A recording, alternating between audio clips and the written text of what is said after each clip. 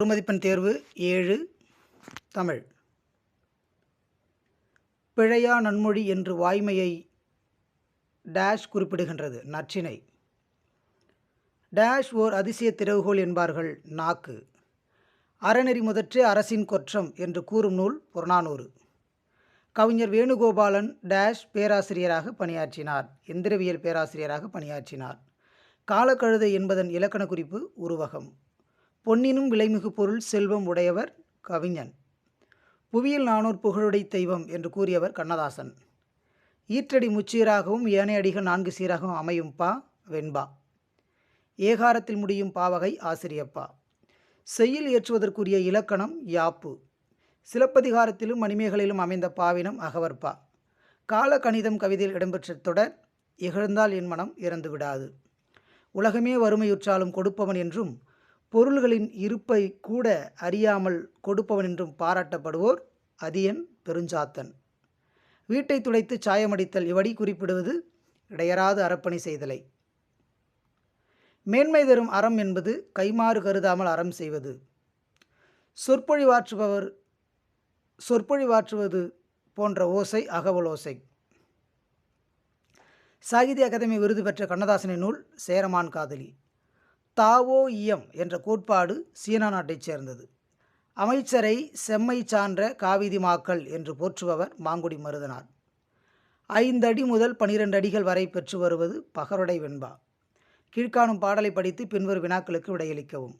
காலக்கழுதை கட்டெரும்பான இன்றும் கையிலே வாளி தண்ணீர் சாயக்குவளை கந்தை துணி கட்டை தூரிகை அறப்பணி ஓய்வதில்லை ஓய்ந்திடில் உலகமில்லை. இக்கவிதை இடம்பெற்றுள்ள கவிதை தொகுப்பு கோடை வயல். பாடலின் ஆசிரியர் தி. சோ. வேணுகோபாலன். காலக்கழுதை டேஷாக மாறிவிட்டது, கட்டெரும்பாக மாறிவிட்டது. உலகமில்லை பிரித்து எழுதுக உலகம் கூட்டல் இல்லை.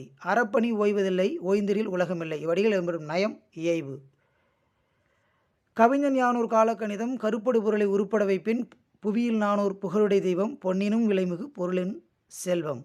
பாடலின் ஆசிரியர் கண்ணதாசன். இப்பாடலில் இடம்பெற்றுள்ள கவிதை தொகுப்பு காலக்கணிதம். புவி என்பதன் பொருள் உலகம். பொருள் எண் பிரித்து எழுதுக பொருள் கூட்டல் எண். இப்பாடலில் இடம்பெற்றுள்ள அடியெதுகை சொற்கள் கவிஞன் புவியியல். அனைத்து வினாக்களுக்கும் கேட்கப்பட்டவாறு விடை தருக.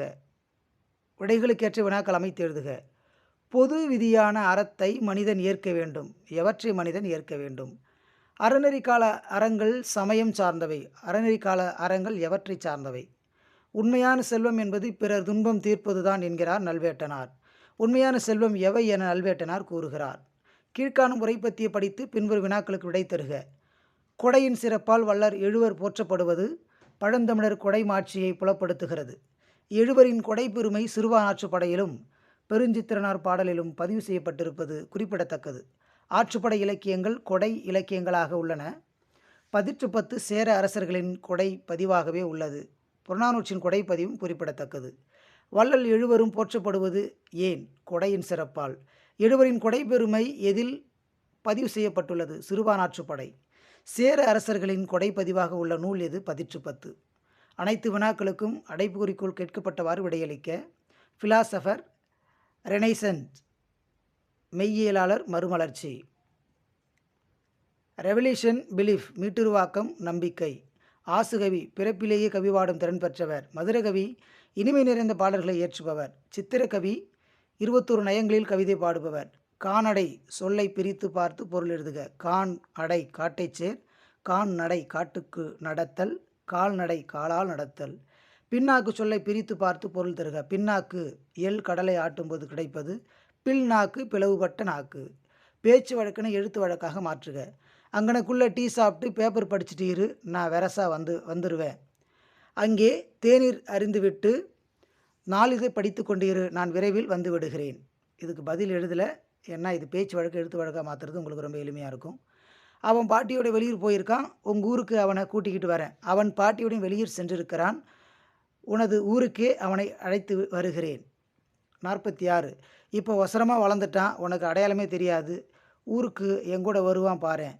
அவன் இப்பொழுது உயரமாக வளர்ந்து விட்டான், உனக்கு அடையாளமே தெரியாது, ஊருக்கு என்னுடன் அழைத்து வருகிறேன் பார். கீழ்காணும் மரபு தொடருக்கான பொருளிருந்து தொடரில் அமைத்து எழுதுக.